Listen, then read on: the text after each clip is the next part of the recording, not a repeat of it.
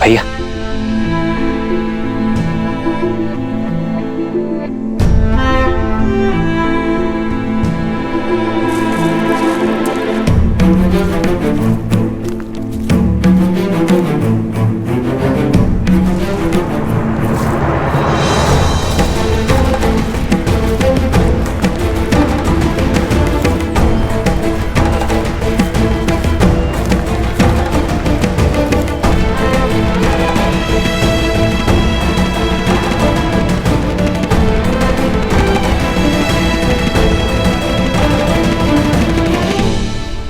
आप थक गए होंगे भैया, तनिक यहीं विश्राम कर लीजिए। मैं नहीं लक्ष्मण, जब एक नेत्र रो रही हो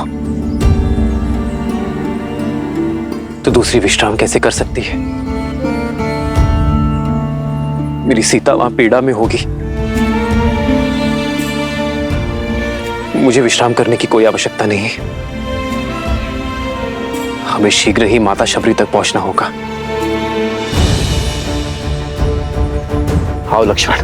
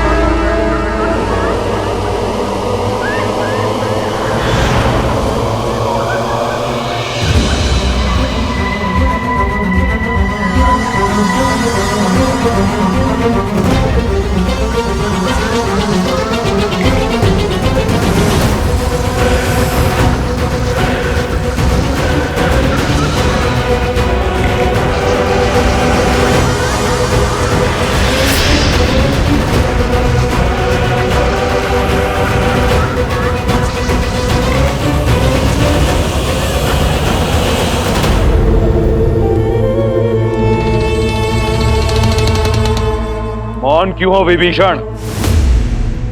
आज मेरे किस निर्णय ने धर्म का वध कैसे किया, बताओगे नहीं? भैया, सत्य कहूं तो आपका एक कर्म भी अधर्म है और कर्म का कारण भी।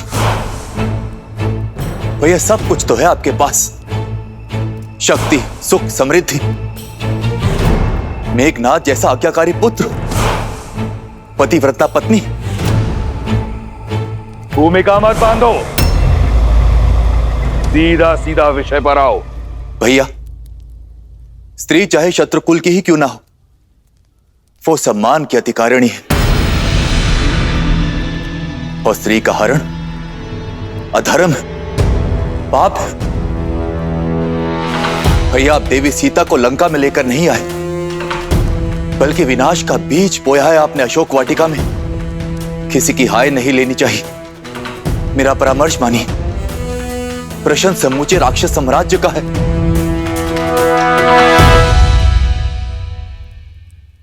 श्री राम को उनकी सीता लौटा दीजिए भैया।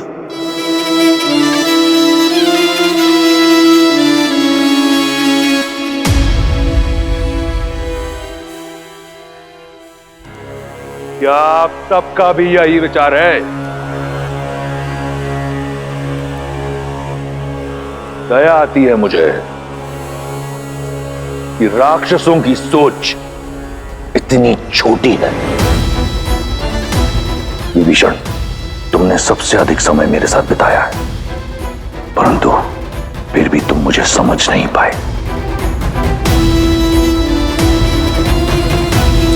इस सभा में उपस्थित हर राक्षस मेरी दूरदर्शिता से कोसों दूर है। धर्म अधर्म के द्वंद्व में ये भी भूल गए कि रावण जो करता है एक उद्देश्य से करता है, और उद्देश्य है वयम राक्षसम, राक्षसों को सर्वश्रेष्ठ बनाना। सीता कोई साधारण स्त्री नहीं, राजा जनक की पुत्री है, एक मनुष्य है। 14 लोकों पर हमारा आधिपत्य है। देवता, असुर, राक्षस, यक्ष, गंधर्व, किन्नर, पशु, पक्षी, नाग, कीट, भूत, पिशाच, वेताल, सब पर हमारा आधिपत्य है। केवल मनुष्य ही हैं जिन पर हम अपना आधिपत्य स्थापित नहीं कर पाए, और सीता को यहां लाकर उससे रक्त विवाह करने का उद्देश्य यही है कि एक बार सीता हमारी हुई तो राक्षसों और मनुष्यों में एक सेतु बनाऊंगा मैं। एक ओर शूर्पणखा का प्रतिशोध पूरा होगा और दूसरी ओर मनुष्यों पर मैं अपना आधिपत्य स्थापित करूंगा बिना कोई रक्त बहाए। अब कहो, क्या सहस्त्र प्राण बचाना अधर्म है?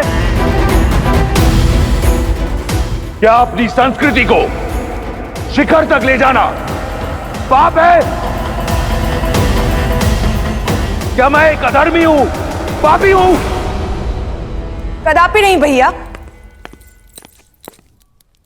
मेरे भैया ने जो किया वो लंका के लिए किया। राम और लक्ष्मण ने मेरे सम्मान पर प्रहार किया और हमारे मान पर वार किया। ये दंड सीता को अवश्य मिलना चाहिए। हाँ, लंकेश ने उचित किया। हाँ, लंकेश ने उचित किया। हाँ, लंकेश ने उचित किया। हाँ, लंकेश ने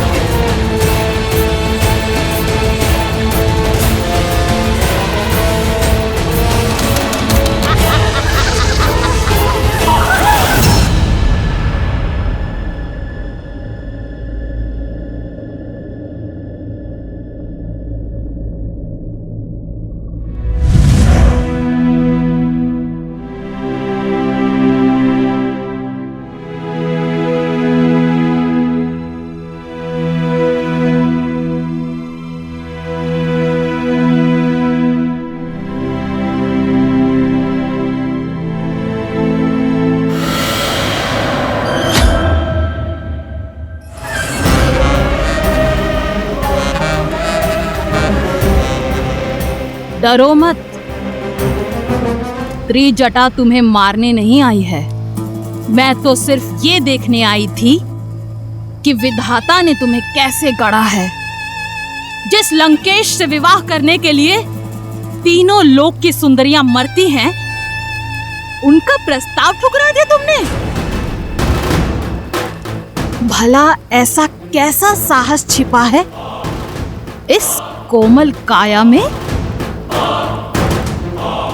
अब मैं तुझे बताऊं मेरे अंदर क्या छिपा है। एक नरभक्षी। प्रार्थना करना कि लंकेश्वर तुम्हें स्वीकार कर ले, अन्यथा मैं तुम्हें अपना आहार बनाऊंगी। श्री राम, श्री राम। जिसका मंदिर अगर उसी देवता को पुकारा जाए तो इच्छा पूर्ण होती है, मूर्ख। लंका का देव केवल दशानन है। अब तुम्हें केवल वही बचा सकते हैं। इसलिए राम का नाम भूलकर रावण के नाम का जप करना प्रारंभ करो।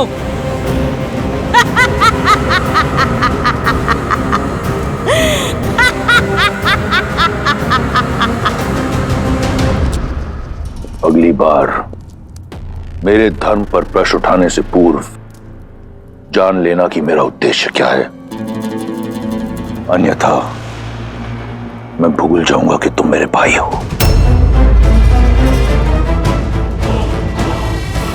एक बात आपको भी स्मरण रखनी चाहिए दशानन, कि वो एक पतिव्रता नारी है।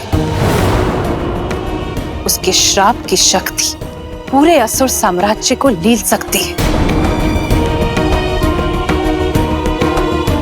उस पर वो उस जाति से है जिससे आपको अभेदान नहीं है। इसलिए कुछ भी करने से पूर्व आप सोचिएगा अवश्य। सोच भी रहा हूं और देख भी रहा हूं कि पराई स्त्री की बहुत चिंता है तुम्हें। क्या मेरी बहन एक स्त्री नहीं? जब उसका अपमान राम ने किया तब उसने क्यों नहीं सोचा कि वो भी लील सकता है? क्यों नहीं कोसा तुमने उस राम और लक्ष्मण को जब उन दोनों ने मेरी बहन के अंग भंग किए? मेरे अजय भाई खर और दूषण और मेरे इतने सारे रिश्तेदारों का संहार किया। क्यों मौन थी तुम? उस राम ने रावण की बहन पर नहीं, राक्षसों की आन पर प्रहार किया है और उसका दंड उन्हें भोगना होगा। यह घटना संपूर्ण संसार के लिए एक सीख होगी कि रावण के अभिमान और लंका के मान पर यदि प्रहार हुआ तो उसका प्रतिशोध होगा।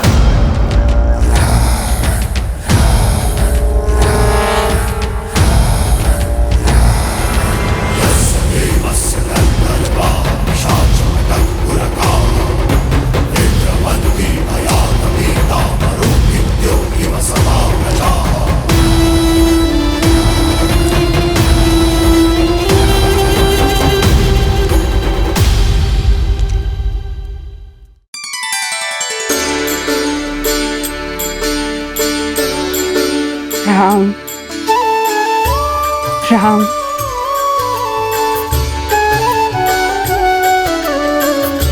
राम। भज मन राम नाम सुखदाई, भज मन राम नाम सुखदाई।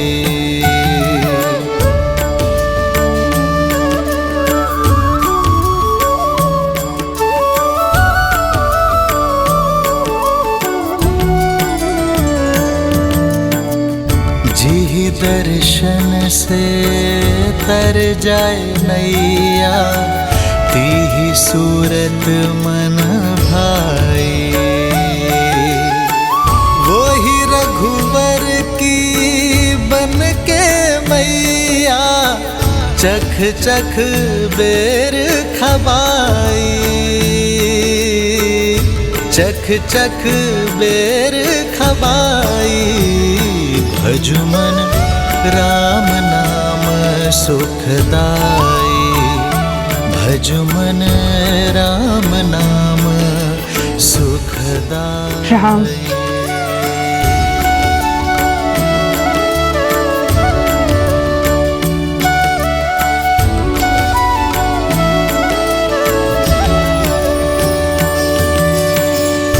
मात प्रेम से बड़ा नहीं कछु, धन्य हो शबरी माई। राम नाम जो कोई सेवत, सदा रहत सुखदाई। भजुमन राम नाम सुखदाई।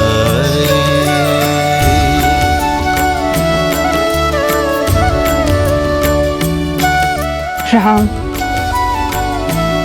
राम आएंगे।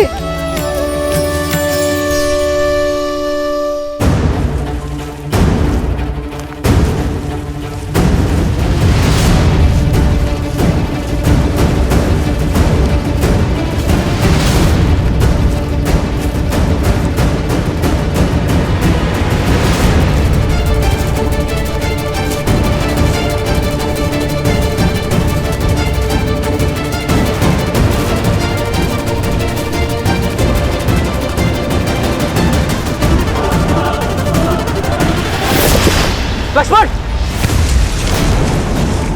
लक्ष्मण!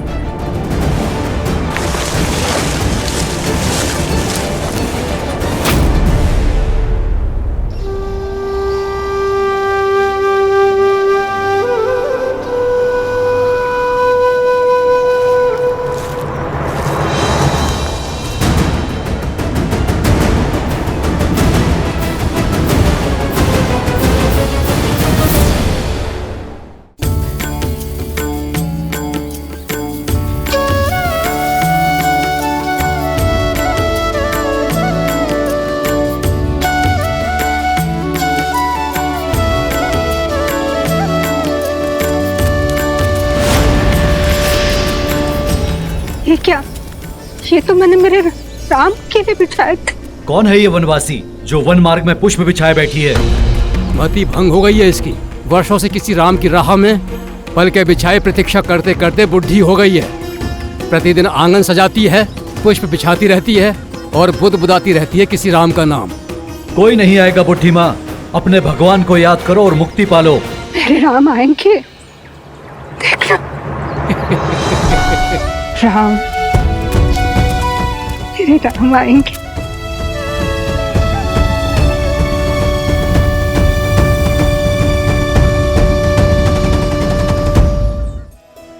प्रेम का असली आनंद तो प्रतीक्षा में है देवी।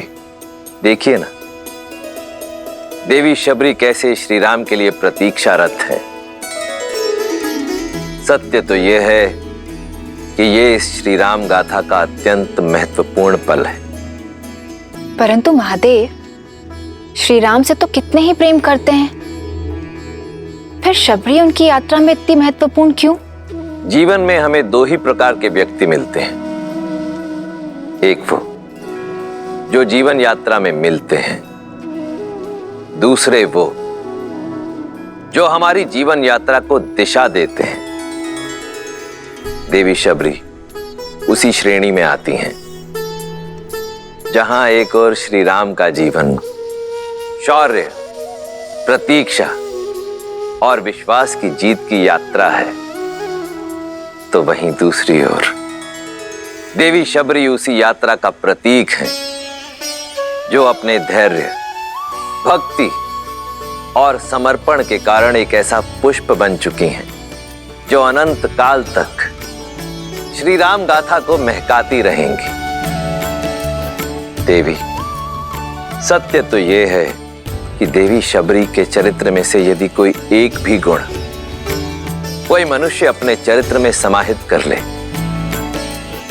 तो उसका जीवन धन्य हो जाएगा। अद्भुत। जिस शबरी के गुण गाते स्वयं महादेव नहीं थक रहे हैं, उस शबरी का परिचय मुझे भी दीजिए। अवश्य देवी। भीलों के कुनबे के एक मुखिया लखुता भील की इकलौती पुत्री थी शबरी। भोली, पवित्र, जो भौतिक नहीं मन के सुख चाहती थी। माता पिता ने छोटी आयु में ही शबरी का विवाह निश्चित कर दिया, परंतु शबरी, भक्ति और वैराग्य में लीन शबरी विवाह के बंधन में बंधना स्वीकार नहीं कर पाई। अपने घर परिवार को सदा के लिए छोड़ शबरी पंपा सरोवर के तट पर आ पहुंची।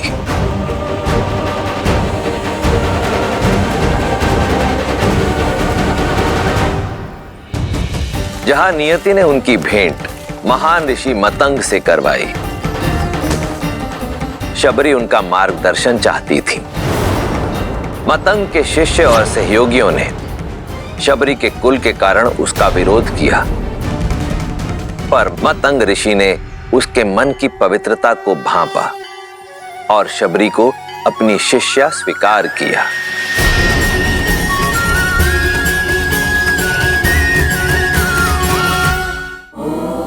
फिर ऋषि मतंग के सानिध्य से आरंभ हुई शबरी की आध्यात्मिक यात्रा। परंतु हर मनुष्य को समय पूरा होने के बाद जाना पड़ता है। ऋषि मतंग के जाने का भी समय आया। इस नश्वर देह का इस संसार में समय पूरा हुआ सबरी। इंद्रदेव मुझे ब्रह्मलोक ले जाने के लिए आए हैं। तुम्हारी सेवा और समर्पण से मैं प्रसन्न हूं। मैं तुम्हें ब्रह्म विद्या सिखाकर अपने साथ ब्रह्मलोक ले जाना चाहता हूं। आचार्य, आपने मुझे इस योग्य समझा। मैं धन्य हुई, किंतु मुझे खेद है कि मैं आपका ये प्रस्ताव स्वीकार नहीं कर सकती। गुरु की भेंट को ठुकराने का कारण? आचार्य, ये मेरा सौभाग्य था कि मुझे आपका आशीष मिला, किंतु मेरे जैसी ऐसी कई वनवासी स्त्रियां हैं जिन्हें ना तो ज्ञान का सानिध्य मिला, ना ही उसे अर्जित करने का कोई माध्यम, और मैं उनके लिए कुछ करना चाहती हूँ। यदि मुक्ति और मोक्ष ही ज्ञान उपलब्धि का माध्यम है, तो मुझे वो ज्ञान और मोक्ष का मार्ग दिखाए जो किसी जात पात, ज्ञान अज्ञान से परे उठकर किसी को मोक्ष दिला दे। आज अंतिम बार मेरा मार्गदर्शन कीजिए आचार्य। मुक्ति के लिए, भगवान को पाने के लिए भक्ति से सुगम कोई अन्य मार्ग नहीं है। यहीं पंपा सरोवर के तट पर कुटिया बनाओ। नारायण जब राम के नाम से मानव अवतार लेंगे, तब तुम्हें खोजते हुए स्वयं तुम्हारी कुटिया में पधारेंगे सबरी। उस दिन से लेकर प्रतिदिन शबरी पूरे धैर्य से अपने श्री राम की बाट जो रही है।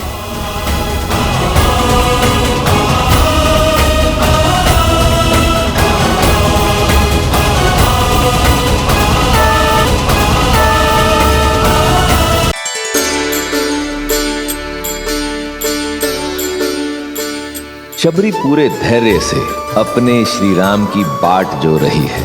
हर दिन उठकर श्री राम के स्वागत की तैयारी करती है। पुष्प फल क्या कुछ नहीं बटोरती। शबरी का जीवन भक्ति की पराकाष्ठा है, प्रेम, धैर्य और समर्पण की सीख है। मन राम नाम सुखदाई।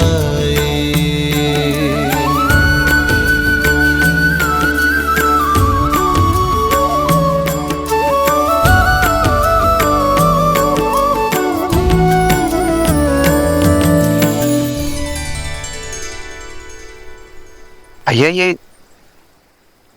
ये तो पंपा सरोवर प्रतीत होता है। अर्थात अंततः हम अपने गंतव्य तक पहुंच ही गए। हाँ लक्ष्मण, हमें माता शबरी को ढूंढना है। वही हमें आगे का मार्ग दिखाएंगी। आओ।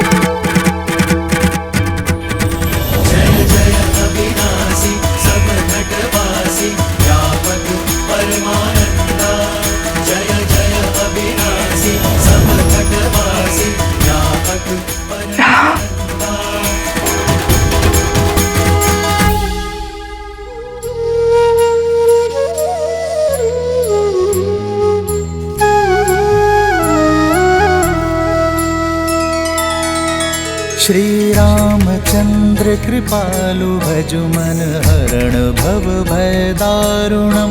नव कंज लोचन कंज मुख कर कंज पद कंजारुणम। भगवान के अवतार का केवल नहीं गुणगान है, कैसे नारायण बने नर इसका पावन ज्ञान है। श्री राम श्री राम श्री राम श्री राम। आज ऋषि मतंग की वाणी सत्य हो गई। मैं जानती थी आप अवश्य आएंगे मेरे जीवन का उद्धार करने के। नहीं माता,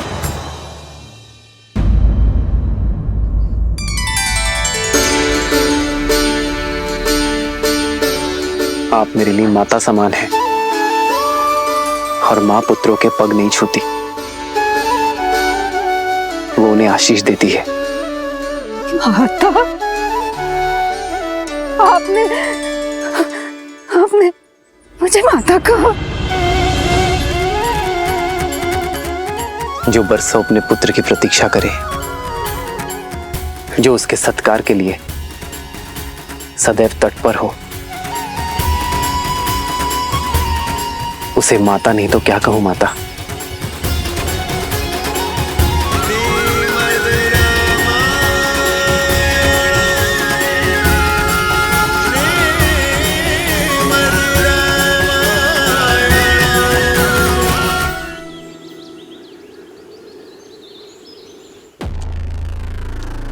सर्वश्रेष्ठ श्रृंगार चाहिए मुझे, शीघ्र अतिशीघ्र।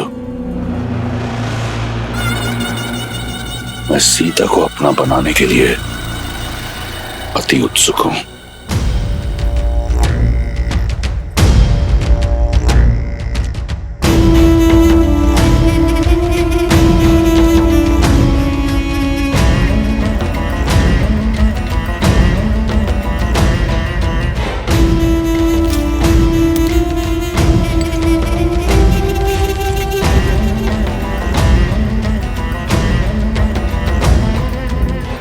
ये श्रेष्ठ पोशाक है लंकेश, आपके जीवन के सबसे श्रेष्ठ पल के लिए।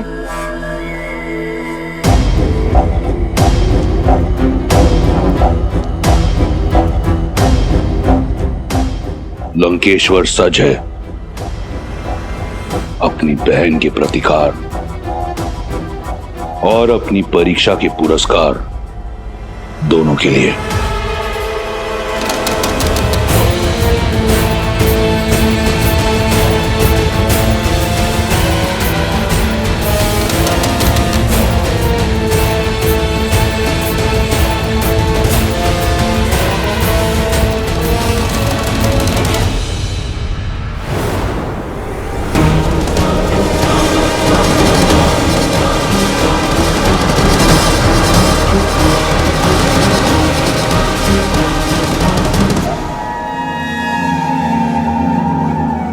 वयम राक्षसम त्रिजटा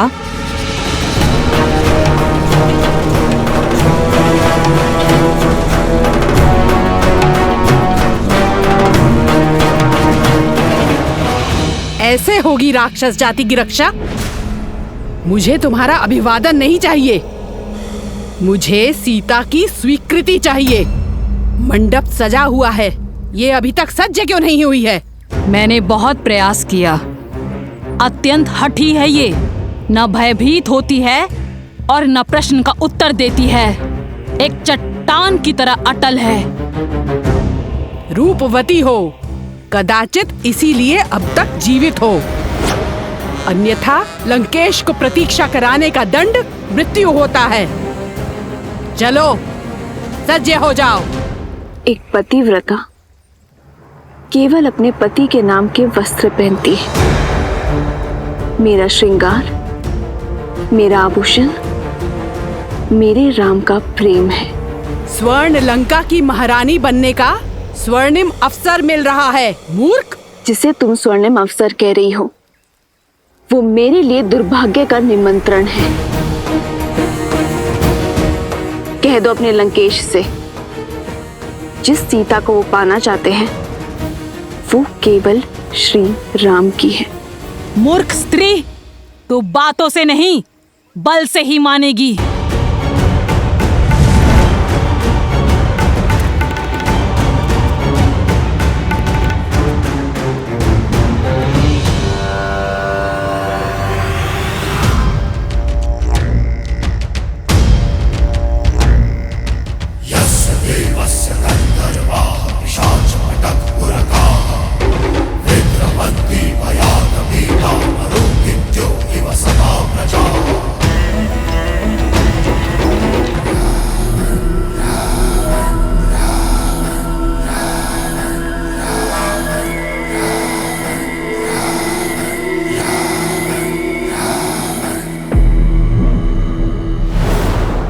कहाँ है मेरी वधू?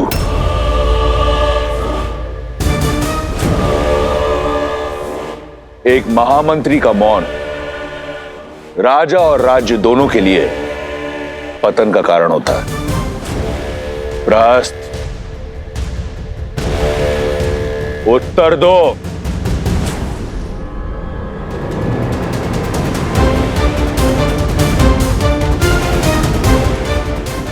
प्रहस्त, मेरे प्रतिशोध का पारितोष सीता कहां है?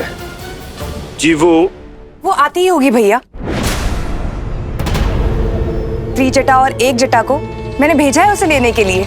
महाराज, महाराज, महाराज, महाराज, महाराज, महाराज, महाराज, देखिए महाराज, देखिए क्या हुआ।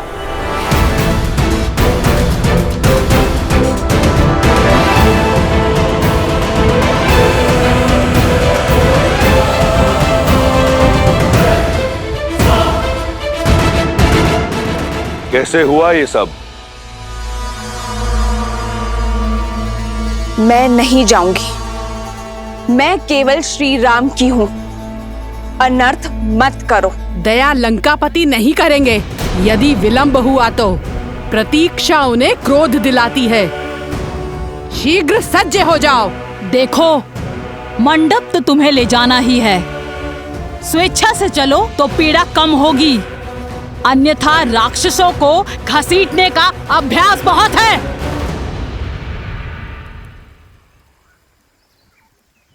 श्री राम, श्री राम। त्रिजटा, इसका दंभ तोड़ने में मेरी सहायता करो। श्री राम, श्री राम, श्री राम, श्री राम, श्री राम, श्री राम।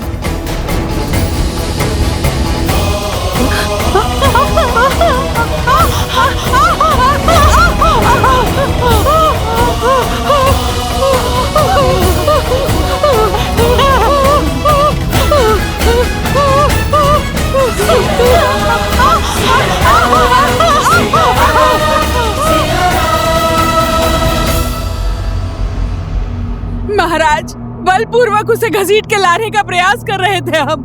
उसके स्पर्श मात्र से ही हमारे हाथ। एक क्षण।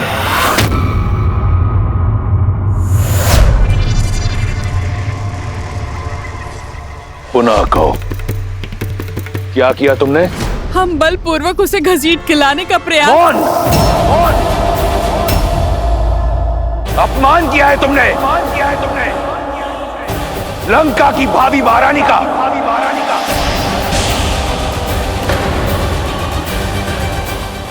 स्मरण रहे, मेरा विवाह होना है उससे।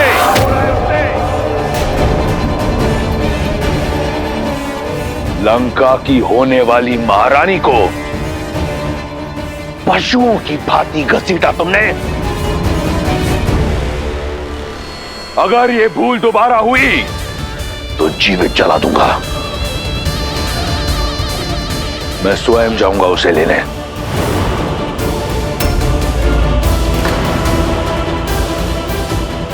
ये एक वर का कर्तव्य भी है और धर्म भी। सावधान लंकेश, बुद्धिमान व्यक्ति संकटों को पहचान कर भविष्य का निर्णय लेता है। एक पतिव्रता स्त्री की पवित्रता को मत ललकारिए।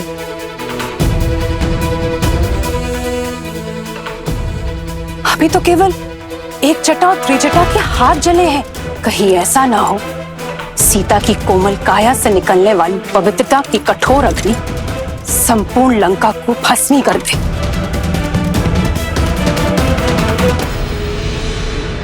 अभी भी समय है, सीता लौटा दीजिए राम को। भैया, मंदोदरी भाभी उचित कह रही, हमें श्री राम को उनकी सीता।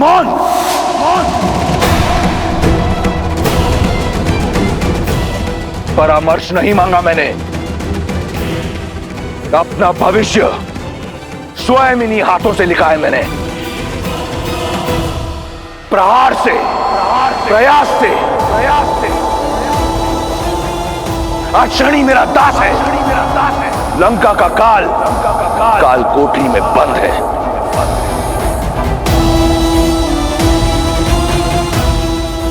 और अपनी भाग्य रेखा में मैं सीता को स्वयं लिख चुका हूं,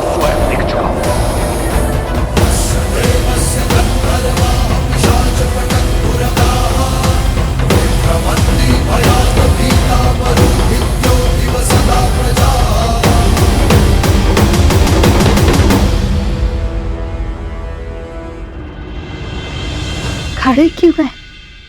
थक कर आए होंगे ना। चलिए अंदर आकर मेरी कुटिया में विश्राम कीजिए।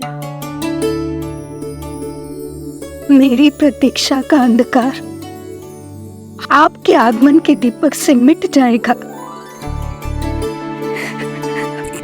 आइए। अवश्य माता। आओ लक्ष्मी।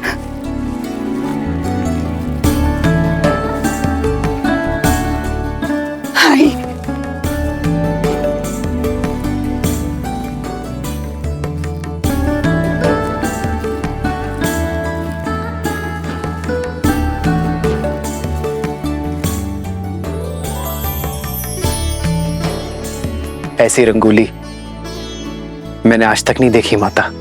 इसमें आपकी भक्ति का ही तो रंग है राम।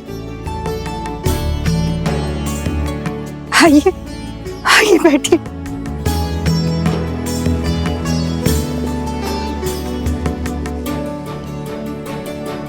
वर्षों से आपके आगमन की प्रतीक्षा करती रही। यदि सत्कार में कोई त्रुटि हो जाए तो मुझे क्षमा करें राम। माँ की ममता हर कमी पूरी कर देती है। आपको क्षमा मांगने की कोई आवश्यकता नहीं है।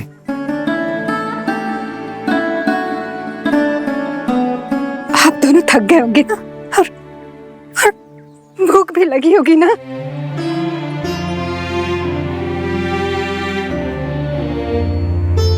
हाँ माता, भूख तो बहुत लगी है, कुछ खिलाइए ना। मैं अभी लाई राम, अभी लाई।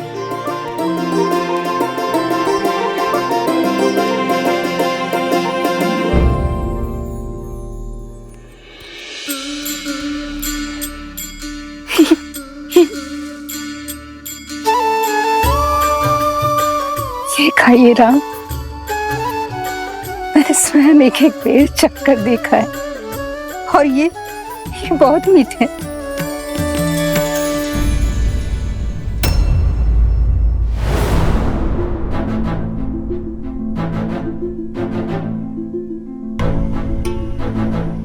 अतिथि को झूठे भेर खिलाएंगी आप?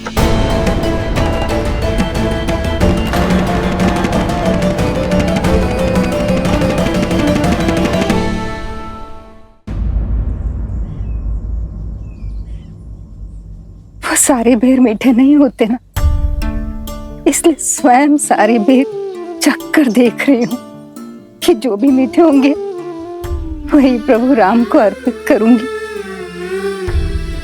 और मैं वनवासी स्त्री हूं, राजाओं के सत्कार का नियम नहीं जानती। कहीं कोई त्रुटि हो गई है इसलिए नहीं खा रहे ना। ना खाने के पीछे का कारण कुछ और है। एक माता अपने शिशु की गुटी स्वयं चखती है कि कहीं वो कड़वी तो नहीं, और फिर मधु मिलाकर अपने शिशु को अपनी उंगली से चटाती है। एक मां दूध गर्म है या नहीं ये स्वयं चखती है और फिर अपने शिशु को पिलाती है। मां तो वो है जो अपने पुत्र के सुख के लिए विष को भी चख ले। जो व्यंजन माता बनाए पुत्र को उसे मां के हाथों से खाने में ही आनंद आता है। आपके हाथों से बेर और मीठे लगेंगे माता। मेरे हाथ से खाओगे राम? मेरे हाथ से? क्यों नहीं माता,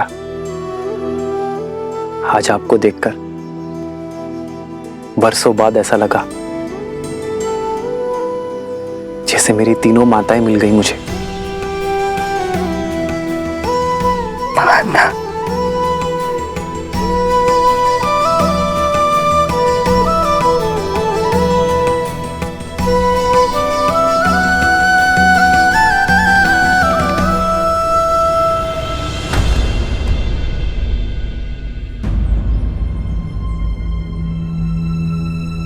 क्या हुआ माता,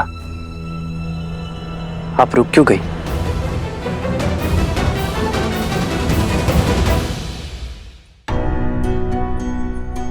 मैं एक साधारण सी वनवासी स्त्री हूँ और आप अयोध्या के राजकुमार। मैं आपको ये बेर कैसे खिला सकती हूँ? गुरुदेव मदन के आश्रम में मुझे ज्ञान तो मिला, किंतु अपने कुल के कारण स्वीकृति, और इसीलिए मुझे ऋषिमुख पर्वत छोड़ यहाँ आना पड़ा, एकाकी जीवन बिताना पड़ा। यदि आपको छुआ तो आप कहीं मलिन न हो जाए।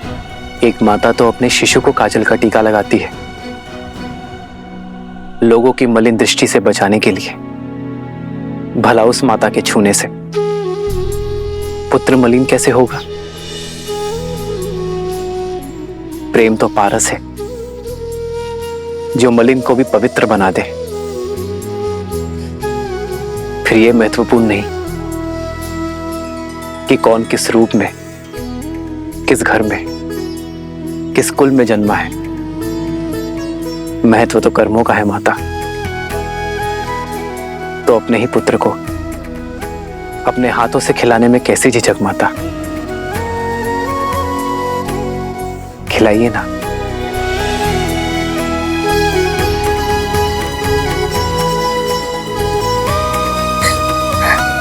ये खाओ राम, ये बहुत मीठा है, ये खाओ। हाँ?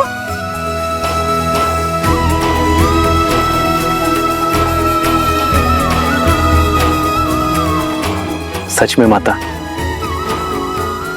ये तो अमृत सा मीठा है।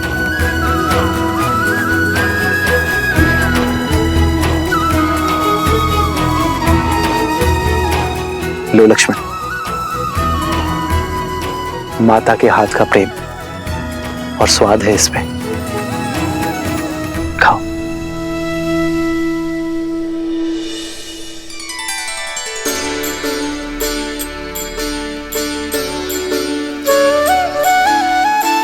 वही रघुवर की बन के मैया, वही रघुवर की बन के मैया, चख चख बेर खबाई,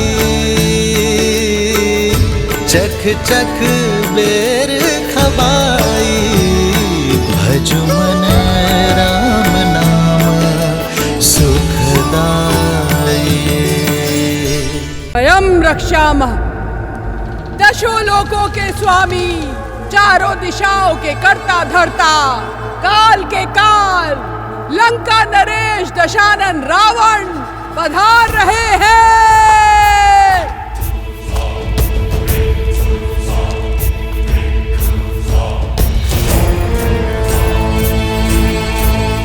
तो तुम्हारी हट अब तक नहीं टूटी। उत्तम, अति उत्तम। इतनी सरलता से जो मान जाए वो महारानी होने योग्य नहीं। लंका की होने वाली महारानी पर ये हट, ये क्रोध जचता है, परंतु इस क्रोध के नीचे दबे विवेक को उजागर करो और सोचो, कहीं तुम अपने अभिमान में अपना अधिकार ना खो दो। सीता, देखो, लंकापति की पत्नी बनने पर क्या कुछ मिलेगा तुम्हें। ये सुंदर वस्त्र, ये आभूषण, ये लंका और लंकेश सब तुम्हारे होंगे।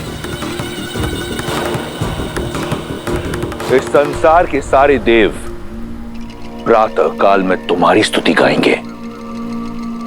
महादेव के कैलाश में बिना किसी रोक टोक जा पाओगी। केवल तुम्हारे हां बोलने की देर है सीता। इसलिए कहता हूं, एक बार पुनः विचार कर लो। जो आचार अशुभ हो उसमें विचार कैसा दशानन? सोचते तो वो हैं जिनके मन में संदेह का बीज होता है, किंतु मेरे मन में केवल श्री राम के नाम का पुष्प खिला है। जिस स्वर्ण, राजपाट और सुखों की लालसा तुम मुझे दे रहे हो, अयोध्या में उसकी कमी नहीं थी रावण। पर वो सब तिनके की भांति त्याग कर अपने श्री राम को चुना है मैंने रावण। मेरे लिए, मेरे श्री राम के साथ वनवास में बिताया हर क्षण त्रिलोक के सुखों और ऐश्वर्यों से अधिक महत्वपूर्ण है। ये सीता श्री राम की है, थी और सदा रहेगी। राम राम राम। बहुत हुआ उस वनवासी का गुणगान। कौन है ये राम जिसकी तुलना तुम मुझसे कर रही हो? एक तुच्छ मानव, एक नीरव बालक, जिसे उसकी मां ने उसके राज्य से बाहर फेंक दिया, उसे विवश कर दिया कि वो वन में बिना पादुका के दर दर भटके। 4 राक्षस क्या मार दिए? तुम उसका नाम 10 लोकों के स्वामी, 4 दिशाओं के नाथ लंकेश दशानन के साथ ले रही हो।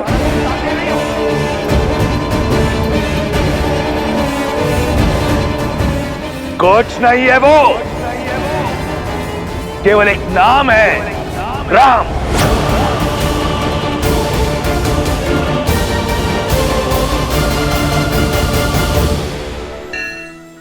सत्य कहा रावण।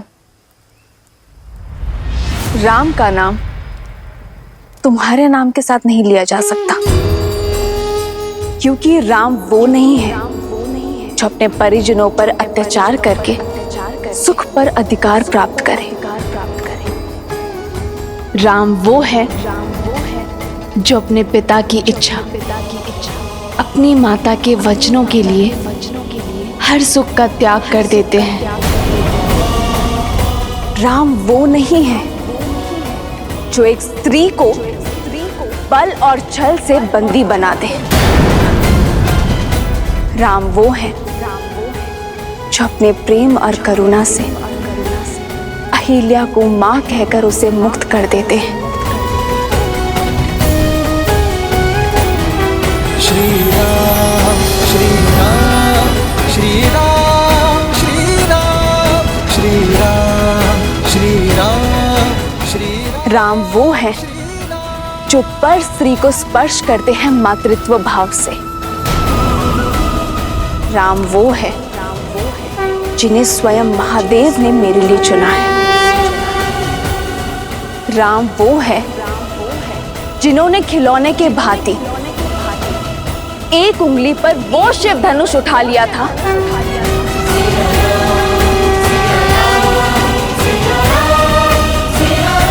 जिसके बल के तले तुम दब गए थे।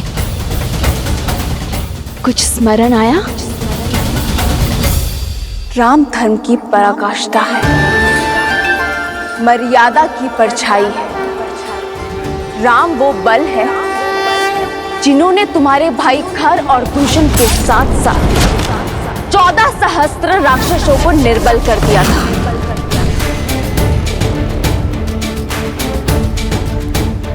राम मेरी आत्मा है, मेरी आस्था है, मेरी शांति है, मेरे हर रोम के स्वामी है वो राम।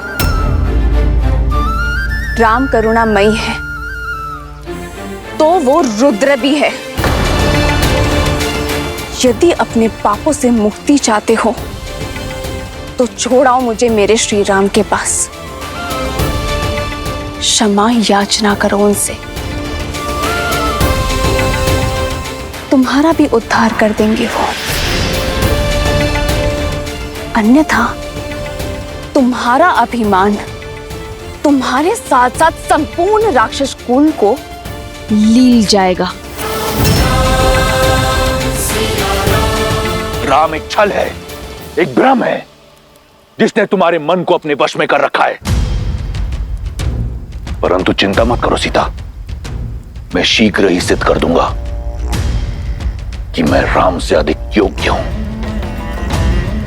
रावण भिक्षुक बनकर तुम्हारे द्वार पर अवश्य आया था, परंतु जो रावण तुम्हारे समक्ष खड़ा है वो तुमसे तुम्हारे प्रेम की याचना नहीं करेगा।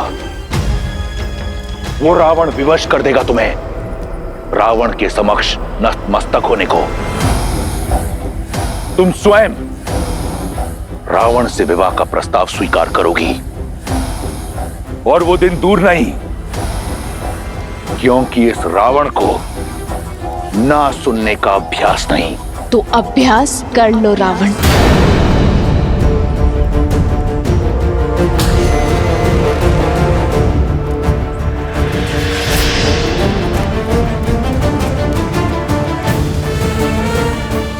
क्योंकि जब तक इस देह में प्राण है, सीता की हर श्वास में केवल श्री राम है। और यदि तुमने अपनी हट ना छोड़ी तो ना लंका रहेगी, ना लंकेश,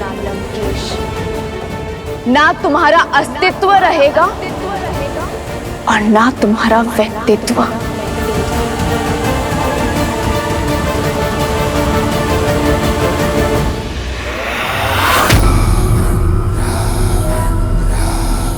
तुम्हारी चुनौती स्वीकार है मुझे सीता। अब मैं पहले स्वयं को राम से श्रेष्ठ सिद्ध करूंगा और तब तुम्हारे मन पर, रोम रोम पर अधिकार करूंगा मैं। कुछ स्वप्न ही रह जाते हैं लंकेश।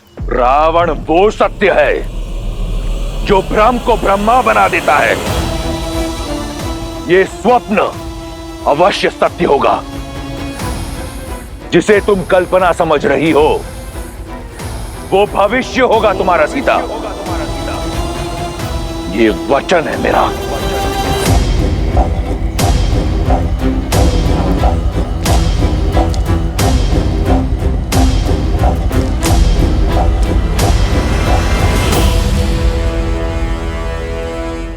माता, वर्षों बीत गए। मां का स्नेह, उनके स्पर्श, उनके गोद से वंचित रहा हूं मैं। माता, यदि अनुमति हो तो आपके गोदी में सर रखकर तनिक विश्राम करना चाहता हूं।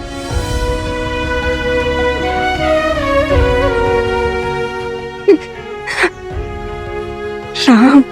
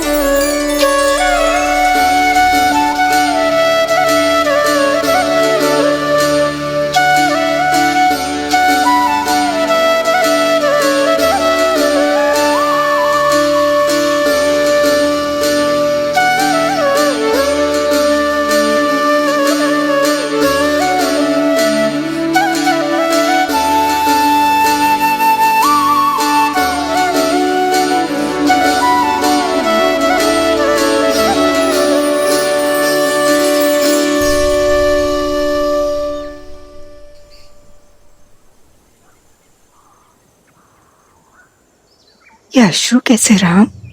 सीता, मेरी धर्मपत्नी, उसकी स्मृति की पीड़ा मेरे नेत्रों के मार्ग से बाहर आ गई मां। तो उनसे मिला ये? कहाँ है वो? इसी प्रश्न की तो खोज में हूं मैं मां। उस दुष्ट रावण ने उसका अपहरण कर लिया है।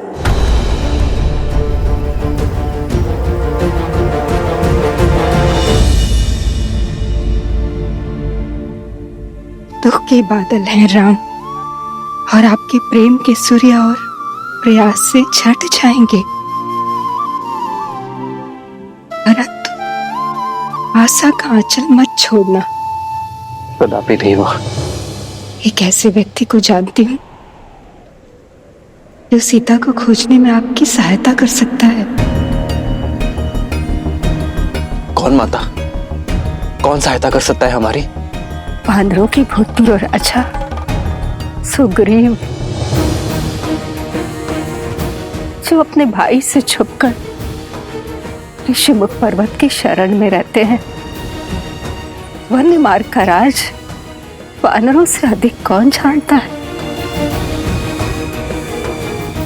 और उनकी गति अति तीव्र होती है। पर वो मेरी सहायता क्यों करेंगे माता? क्योंकि आपके और सुग्रीव के पांव का कांटा एक ही तो है। रावण ने छलपूर्वक देवी सीता का हरण किया, और वही बाली ने सुग्रीव की पत्नी रूमा को बंदी बनाकर रखा है। और जब कष्ट एक हो, दुख एक हो, प्रहार एक हो, तो लक्ष्य भी एक ही हो जाता है। और एक ही संकट से घिरे दो व्यक्ति मित्र बन जाते हैं। आप सुग्रीव की सहायता कर सकते हैं और सुग्रीव आपकी। मुझे पूरी आशा है कि सुग्रीव और आपकी मित्रता आपके लक्ष्य को पूरा करेगी। मैं शीघ्र ही उनसे मिलने जाता हूं माता। हमें आज्ञा दीजिए।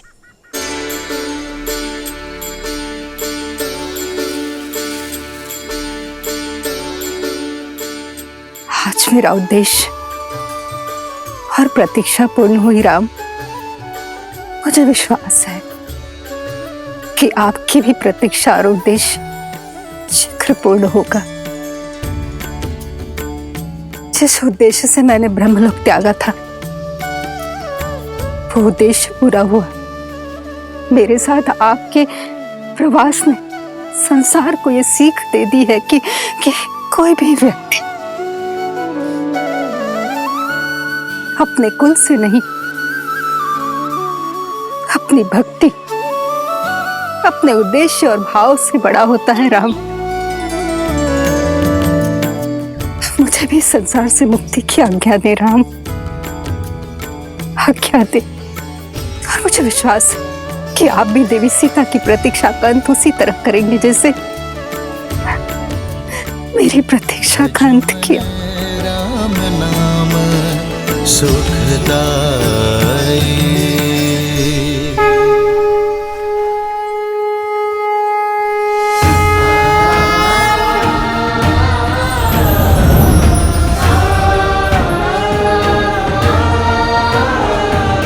लक्ष्मण, हमें शीघ्र ही सुग्रीव से मिलना होगा। ऋषिमुख पर्वत की ओर प्रस्थान करना चाहिए।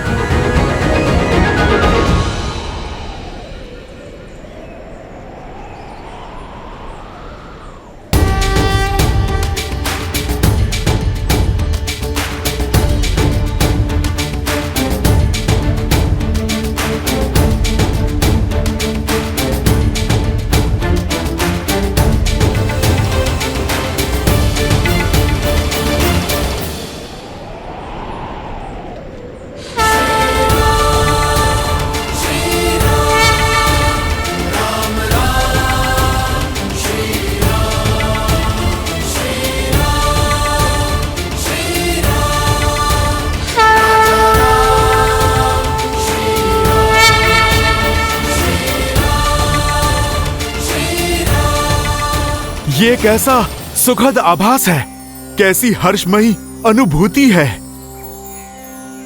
जैसे मेरी वर्षों की प्रतीक्षा का अंत होने वाला है, जैसे मेरे प्रभु श्री राम का आगमन होने को है। हो मंगल भवन मंगल हारी, द्रवहु सुदशरथ अजर बिहारी।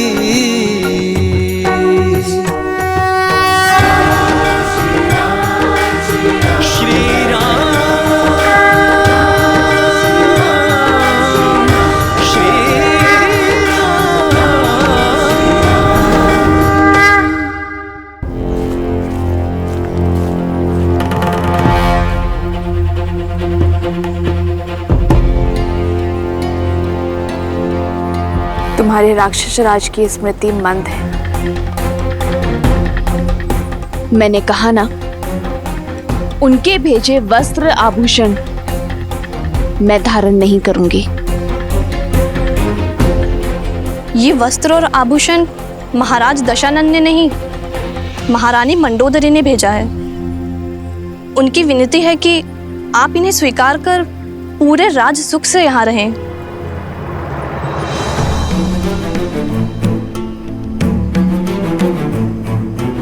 अपनी महारानी को मेरी चिंता करने के लिए धन्यवाद देना,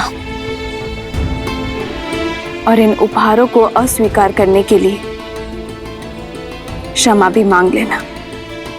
हाँ, यदि वो मेरे लिए कुछ करना चाहती हैं तो उनसे कहना कि अपने पति का मार्गदर्शन करें,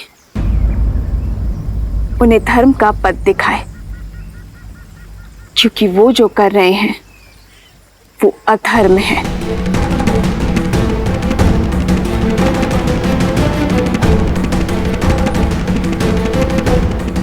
बड़ी हठी हो तुम। पहले महाराज के प्रस्ताव को ठुकराया, अब महारानी की कृपा को अस्वीकार कर रही हो। ना भोजन ग्रहण कर रही हो, ना जल। मृत्यु तो निश्चित है तुम्हारी। या तो तुम भूख से मरोगी, नहीं तो तुम महाराज के कोप से हमारा आहार बनोगी। जिसके साथ राम का नाम हो उसे मृत्यु से नहीं, मृत्यु को उससे भय होता है। जब तक मैं अपने श्री राम के दर्शन ना पा लूं, तब तक मुझे कुछ नहीं हो सकता। वो बहुत दूर नहीं, जब लंका के आकाश में राम नाम का शौर्य चमकेगा। इसलिए तुम मेरी नहीं, अपने लंकेश की चिंता करो।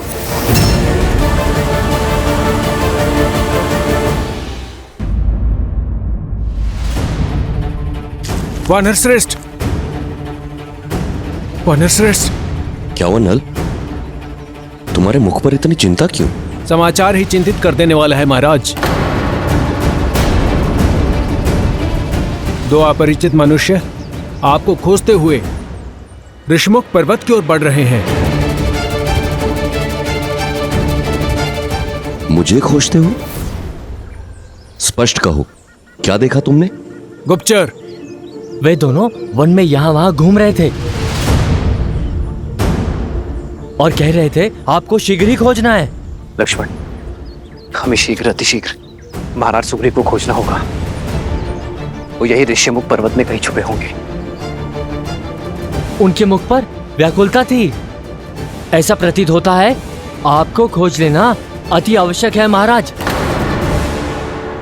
इतनी अधीरता केवल 2 बार आन पड़ती है, जब कोई विशेष याचना हो या फिर कोई योजना को पूर्ण करना हो। दिखने में कैसे थे वो दोनों? मुख पर सूर्य सा तेज, आंखों में चंद्रमा सी सौम्यता। वेश वनवासी का है, किंतु कंधों पर धनुष धारण किए हुए हैं। तुम्हारे वर्णन से कोई दिव्य कुमार प्रतीत होते हैं। महाराज सुग्रीव, कभी कभी संदेह की छटा सत्य को धूमिल कर देती है। तात जामवंत, यदि वो वनवासी है तो ये बताइए कि उन्होंने धनुष क्यों रखा है? महाराज, आपका संदेह उचित है। लगता है बाली ने कोई छल किया हो। उन दोनों गुप्तचरों को वनवासी का वेश धरकर भेजा हो। स्वयं नहीं आ सकते, आपके लिए हत्यारे भेजे हो जो अवसर मिलते ही प्रहार करके आपको मार सकते हो।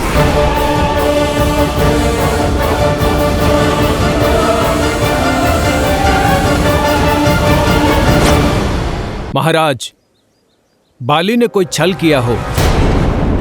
स्वयं नहीं आ सकते, आपके लिए हत्यारे भेजे हो तो उन पर आक्रमण किया जाए। महाराज,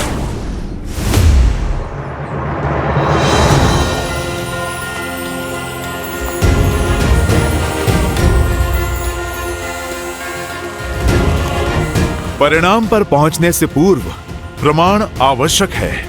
हमें उनकी पहचान जान लेनी चाहिए। यदि वो निर्दोष हुए तो? किंतु ये होगा कैसे? इस शंका का निवारण तो तुम ही कर सकते हो। बल, बुद्धि और विद्या में श्रेष्ठ हनुमान। जामवन जी, शंका आपके मन में है, मेरे मन में तो केवल विश्वास है। महाराज सुग्रीव, आज भोर से मन बहुत प्रसन्न है। उल्लास भर आया है शरीर में, जैसे कि आज अमृत पान होने वाला है। मेरा रोम रोम कह रहा है कि वो कोई और नहीं, मेरे प्रभु श्री राम और उनके अनुज लक्ष्मण हैं।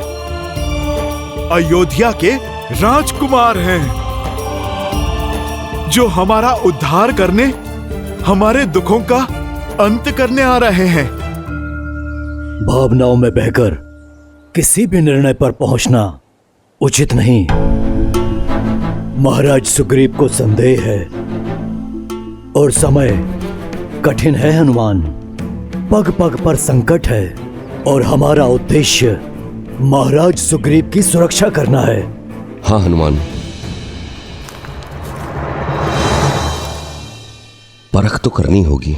जो आ गया महाराज, आपकी शंका अवश्य दूर होगी। मैं उन्हें परखने का पाप तो नहीं कर सकता, किंतु आपकी समस्या का समाधान अवश्य करने जाऊंगा। जय महावीर हनुमान, जय जय महाबली हनुमान। तुमने उन्हें किस ओर आते देखा था? उस ओर हनुमान जी।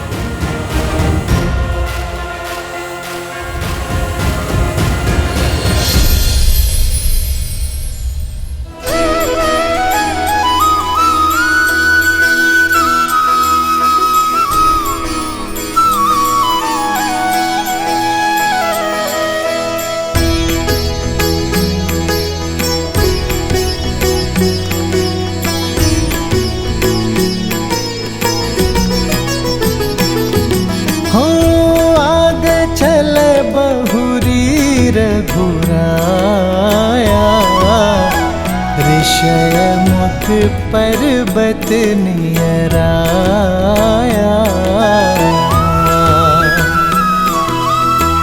अति सभित कह सुनु हनुमाना, पुरुष जुगल बल रूप निधाना, धरि बटु रूप देखु तै जाई, प्रभु श्री राम कहि सुजानि जिय सयन बुझाई।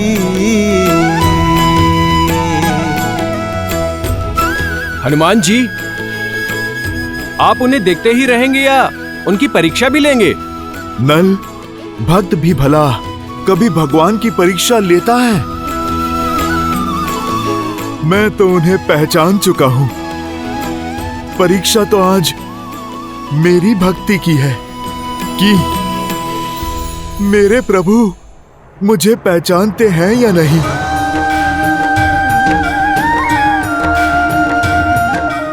ये क्या बात हुई? यदि आपके अंश अवतार हनुमान को ये ज्ञात है कि वो वनवासी और कोई नहीं, उनके श्री राम ही है, तो फिर ये परीक्षा कैसी? क्योंकि इस बार बात भक्त और भगवान की नहीं है देवी, बात है एक राजा और उसके रक्षक की। अपने प्रभु श्री राम का सत्य भक्त हनुमान तो जानते हैं, परंतु अपने राजा सुग्रीव की सुरक्षा के प्रति सतर्कता बरतने का दायित्व भी तो हनुमान का ही है। अद्भुत होगी ये भक्त और भगवान की भेंट। ये वो मिलन है देवी जो अनंत काल तक भक्त और भगवान के संबंध को परिभाषित करेगा। तो श्री राम तो हनुमान को क्षण भर में पहचान लेंगे, है ना? हनुमान ही क्या देवी, मेरे सहित समस्त संसार के स्वामी हैं प्रभु श्री राम। परंतु स्मरण रहे कि इस समय श्री राम मनुष्य योनि में है, और यदि मनुष्य योनि में है तो मनुष्यों जैसी लीलाएं भी करेंगे। अब भक्त और भगवान का ये मिलन अत्यंत रोचक होने वाला है। भैया, इतने बड़े ऋषि मुख पर्वत पर वानर राज सुग्रीव को हम ढूंढेंगे कहाँ? छुपने को तो वो कहीं भी छुपे हो सकते हैं। हम नहीं, वो हम तक पहुंचेंगे। वो कैसे? क्योंकि छुपने वाले के मन में अपरिचितों का भय बसता है। मुझे विश्वास है लक्ष्मण कि उनके गुप्तचर हमें कहीं ना कहीं से देख रहे होंगे और स्वयं हमारा परिचय लेने अवश्य आएंगे। और लक्ष्मण। वीर हनुमान, क्या सोचने लगे? जाइए। जाऊंगा, पर ऐसे नहीं। हनुमान जी, ऐसे नहीं तो कैसे?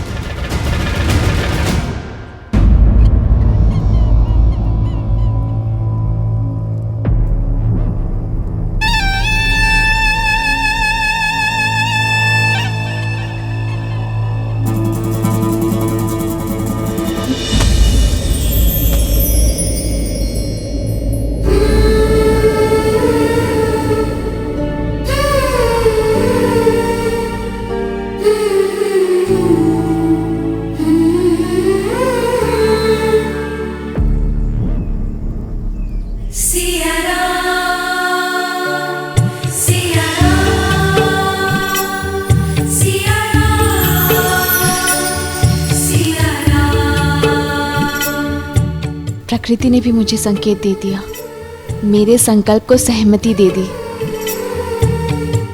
कि मेरे श्री राम शीघ्र ही आएंगे।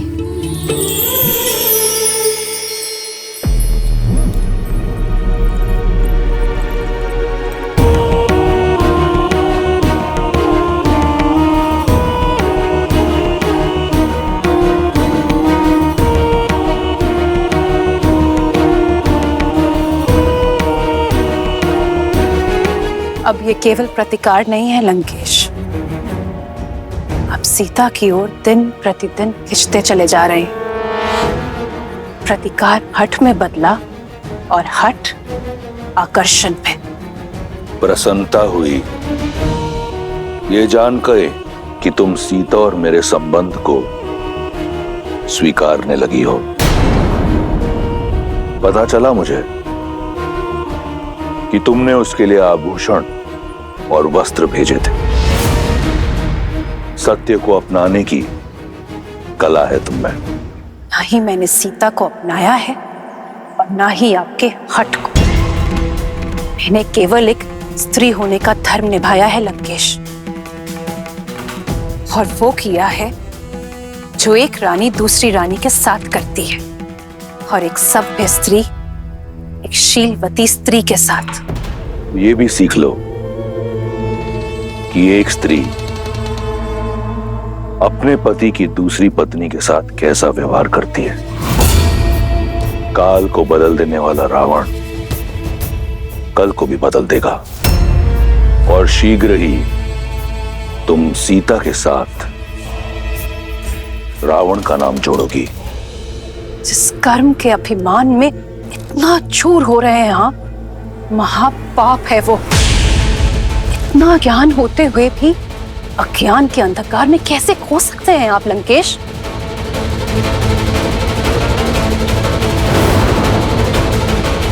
उचित कहा तुमने। ज्ञान ही तो है मेरा सबसे बड़ा शस्त्र। मार्गदर्शन के लिए धन्यवाद। तुम जा सकती हो।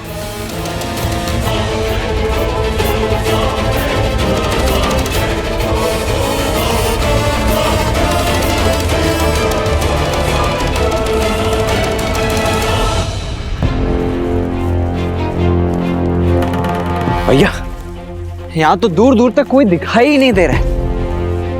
लक्ष्मण, मुझे तो कोई दिख रहा है लक्ष्मण।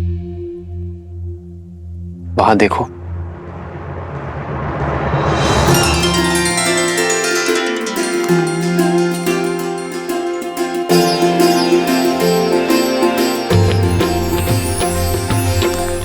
देखने में तो कोई ज्ञानी जान पड़ते हैं लक्ष्मण।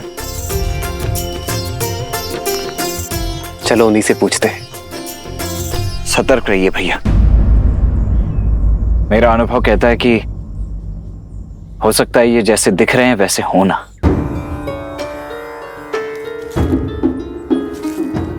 और मेरा आभास कहता है कि ये जो दिख रहे हैं उससे भी अधिक ज्ञानी है। आओ लक्ष्मण।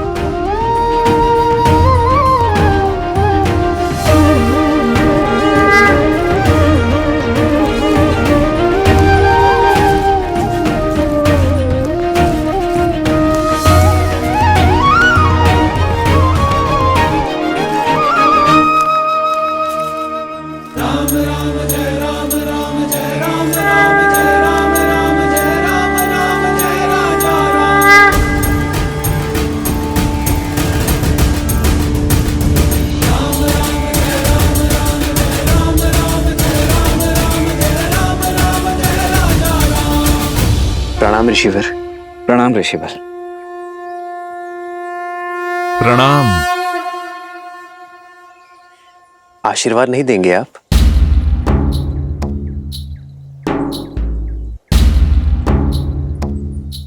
आशीर्वाद तो बड़े छोटों को देते हैं।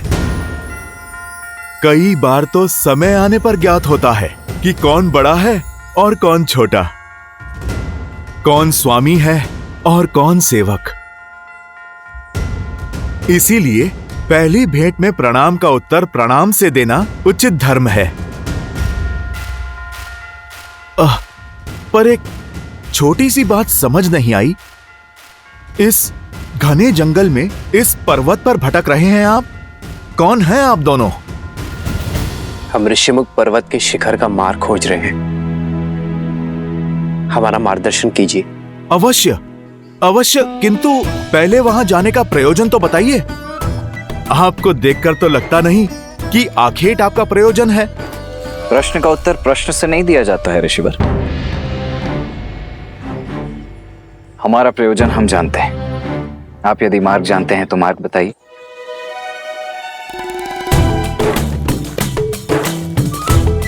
उससे बड़ा प्रश्न यह है कि ये जोड़ी इतनी विचित्र क्यों है? आप सूर्य से तेजस्वी, चंद्र से शीतल और मन से करुणानिधि लगते हैं, और आप रुद्र सा क्रोध, नाग सी फुंकार, मन से शंकालु लगते हैं। जो पूछा उसका उत्तर छोड़ शेष सभी बातें कर रहे हैं आप तो।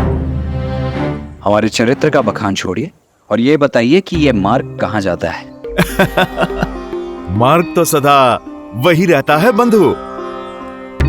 जाना तो व्यक्ति को पड़ता है। क्या कह रहे हैं आप? कभी कोई बात सीधी तरीके से नहीं कह सकते? क्या करूं, स्वयं से विवश हूं। इतनी विषमताएं देख स्वयं को रोक नहीं पाया। आप दोनों के मुख पर देवताओं सा तेज है, किंतु वेशभूषा सन्यासियों की। वाणी में इतनी मधुरता है, किंतु हाथों में योद्धा की भांति धनुष है। अब ये देखकर तो इस क्षेत्र का प्रत्येक जीव शंका से भर गया होगा। मैं केवल उनकी शंका का निवारण करना चाहता हूं। मैं बस पता लगाना चाहता हूं कि जो आप दिखते हैं, आप वही हैं या फिर कोई और। वैसे ऋषिवर, शंका तो हमें भी है कि आप जो दिख रहे हैं वही है या कोई और। उचित कहा भैया। संशय तो मुझे भी हो रहा है कि वस्त्र साधुओं के और कदकाठी योद्धाओं वाले और प्रश्न गुप्तचरों के। भैया, इनकी ये चौड़ी छाती और बलिष्ठ भुजाएं देखकर शंका तो मुझे भी हो रही है। ऋषिवर, हमसे हमारा परिचय जानने से पूर्व क्या आप ये बताने का कष्ट करेंगे कि आप स्वयं इस घनघोर वन में इस समय क्या कर रहे हैं?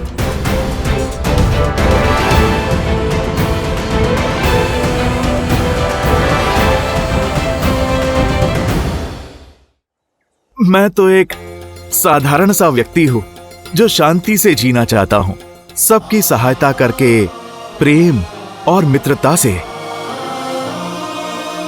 मेरी विचारधारा है पुनन पुमासन। परिपतु विश्वतः, एक दूसरे की सहायता करते हुए शांति से जीवन जीना। तो यदि यही सत्य है तो कीजिए हमारी सहायता और बताइए हमें ऋष्यमुख पर्वत के शिखर पर जाने का मार्ग।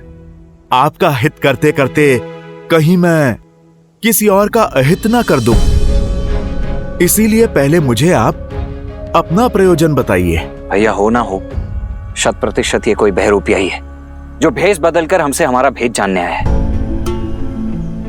मैं तो कहता हूं हम चलते हैं, हम स्वयं ही अपना मार्ग प्रशस्त कर लेंगे। चलिए। नहीं लक्ष्मण, मुझे तो ये बड़े ही बुद्धिमान, वेद पाठी प्रखर पंडित प्रतीत होते हैं। कदाचित ये हमारी परीक्षा लेने आए हैं। क्यों लज्जित कर रहे हैं वीर? मैं परीक्षा ले नहीं रहा, मैं तो परीक्षा दे रहा हूं। केवल अपना कर्तव्य पूर्ण कर रहा हूं। आप मुझे अपना प्रयोजन बता दीजिए, मैं आपको मार्ग बता देता हूं। हमें ऋष्यमुख पर्वत पर वानरराज सुग्रीव से भेंट करनी है। महाराज सुग्रीव, वो तो बड़े ही धर्मात्मा राजा हैं, किंतु आपको उनसे क्या काम? आपके तो प्रश्न ही खत्म नहीं होते। भैया ने प्रयोजन बता दिया ना, तो अब वानर राज सुग्रीव से हमें क्या कार्य है वो हम वानर राज सुग्रीव को ही बताएंगे, आपको नहीं। महाराज सुग्रीव को भली भांति जानता हूं मैं। यदि मुझे आपका उद्देश्य पता चल जाए तो अभी आपको उनके पास ले चलता हूं मैं। भैया, इनके पास प्रश्न ही प्रश्न है, उत्तर नहीं। चलिए यहां से, अन्यथा इनके प्रश्नों की झड़ी हमारा सारा समय लील जाएगी। लक्ष्मण, इनके प्रश्नों का उत्तर दे देते हैं। क्या पता यही हमारे मार्ग के संकट का मोचन कर दे। जय हनुमान ज्ञान गुण सागर, जय कपीस तिहु लोक उजागर, राम दूत अतुलित। ऋषिवर, हमें गंधर्व धनु और माता शबरी ने वानरराज सुग्रीव से मिलने के लिए भेजा है। प्रयोजन मित्रता है। अब इससे अधिक बताने को कुछ नहीं है ऋषिवर। इससे उत्तम कुछ और हो ही नहीं सकता। किंतु वानरराज सुग्रीव से क्या कहूं मैं कि उनसे मित्रता करने कौन आया है? मित्रों के नाम भी होते हैं, किंतु आपने अपना परिचय अभी तक नहीं दिया। परिचय तो कर्मों से होता है भद्र, और यदि आप मेरा परिचय सुनना ही चाहते हैं तो सुनिए। मैं अपने ही राज्य से निष्कासित एक साधारण मनुष्य हूं, वो पुत्र हूं जो अपने पिता के वचन और माता की इच्छा का मान रखना चाहता है। वो शिष्य हूं जो अपने गुरु की शिक्षा को सिद्ध करके पुरुषार्थ करना चाहता है। वो पुत्र हूं जिसे अपनी माताओं से बिछड़ने का अभिशाप तो मिला,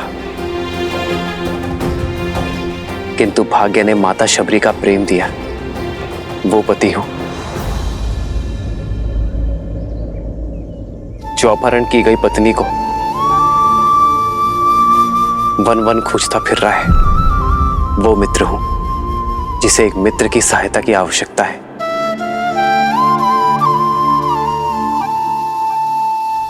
ये हैं रघुकुल के वंशज, अयोध्या के धर्मात्मा राजा दशरथ के ज्येष्ठ पुत्र श्री राम।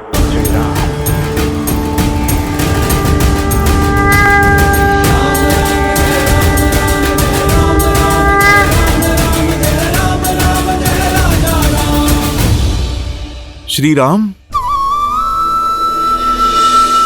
जी हाँ, और मैं हूं इनका अनुज लक्ष्मण।